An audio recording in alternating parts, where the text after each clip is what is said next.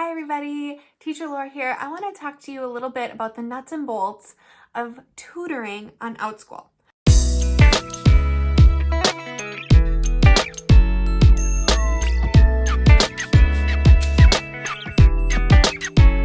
So I've been tutoring on Outschool since last May and I love it. I love it. It's going so well. I'm going to tell you in this video what kind of subjects you can tutor, how to set it up on Outschool, what kind of curriculum you can use, and then potential problems that I've run into, just to save you the trouble.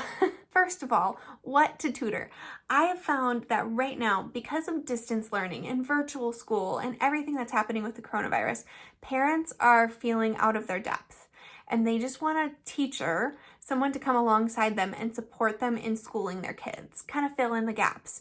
That's what I hear most of all in my requests. I get a lot of requests saying, my kid's doing virtual school and I feel like he's falling behind, but I'm not sure. Can you help me?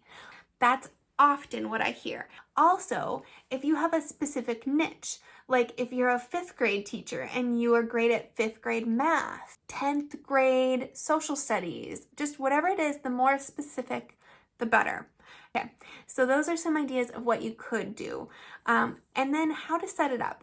The way I've found it to be very successful is to do it as an ongoing class on Outschool. So Outschool has 4 kinds of classes. You can do a one-time class, an ongoing class, a multi-day class, or a flex class, which is pre-recorded. Ongoing class is the kind I recommend for tutoring.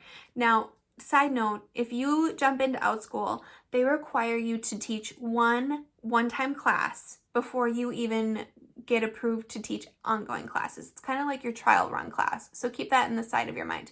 But ongoing classes are weekly classes that are like a subscription. And the parent will subscribe to your class and then that slot is theirs. You set it for only one learner so no other students can come in. And then that slot, whatever time slot it is, every week is their time slot. And it's awesome because then for you, it's like regular, consistent, expected income. Okay, so that's how you set it up. We can talk for a little bit about pricing. Now, this is very subjective, obviously. You have to remember that Outschool takes 30%. I price mine at $20 for 25 minutes once a week. So I take home, what would that be? Around $14 for a half hour, which I think is pretty good for one-on-one tutoring. Here, let's talk about what I actually teach. You can do this a couple different ways. When I was first starting tutoring, I needed the guide of having a PowerPoint. And I use PowerPoint just because it's what I'm familiar with from doing Teachers Pay Teachers. But you could use Google Slides, you could use any of these other programs. There's like all sorts of wonderful digital teaching tools. But I just use PowerPoint because I'm kind of old school like that, I guess. And I would make a PowerPoint and then share my screen so that the majority of the screen for the student is the PowerPoint, and then on top he sees me and him. I would use that PowerPoint. Now, how do you create your PowerPoint? Well, you have to think about copyrights. You cannot just take a curriculum and teach it on Outschool. You can't like just grab your curriculum that you're teaching at your brick and mortar school and just teach it. The way I've found to keep myself abiding by the rules, not breaking the law, of course we don't want to do that, is I just use the Common Core standards. I'm going to pause here and show you how to use the standards on the computer. So this is the Common Core website. This is open for anybody to look at, not just teachers. You can go down here to this tab. This is the tab I use the most. It says read the standards. I'm going to show you math standards, for example. There's English and math. And then over here, you pick your grade, okay? So I'm gonna go to kindergarten, and you can just use these standards to guide what you're teaching. This is what they hope kindergartners will know by the end of the year. So go to counting and cardinality, and then like here, they're gonna count to 100. So then for your PowerPoint, you'd put like counting slides, count objects, compare number. One interesting thing is you could look at like the geometry standards for kindergarten and then hop up to the 1st grade standards for geometry because you might have an advanced kindergarten student and you want to see the next grade. So once I've decided what standards I want to use, I just make a really simple PowerPoint and the PowerPoint just guides me through the lesson. So I create an individual PowerPoint for that student. Now, I make it pretty long, like 20 slides or something, knowing I won't get to all of them right away. So generally, if I have once a week students, I spend about half the time on math and half the time on reading. That just helps me mentally make sure I touch on everything. Let me show you what my PowerPoint looks like for my kindergarten tutoring. So this is a typical PowerPoint that I would make for tutoring. Just a welcome slide, a rules slide, and then I get into a discussion topic just to get them talking for our session, and then we jump into whatever the student needs to learn about. So the student needed color and shape practice. So that's what this slide is. So then I think the key for being successful with this tutoring is really following the lead of the student and finding the things that they need to work on.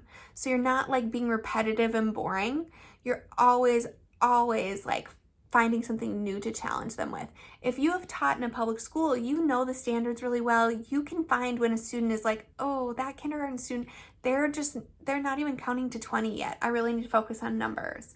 Or, oh, this student has a hole where they don't know how to blend words yet or blend sounds yet. I really need to work on that. The last piece I want to tell you is, this is optional.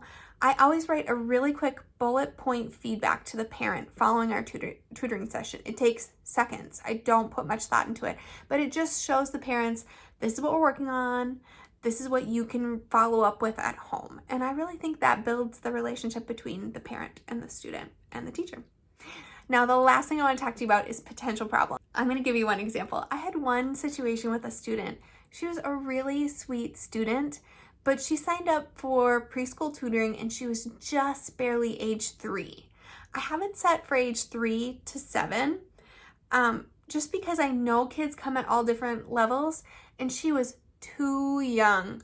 And her parent did not really have control of her. She ran all over the classroom. Even when the parent was like, you need to sit and listen to teacher Laura, she just didn't listen. So I felt I was just like a clown the whole time. It was a disaster.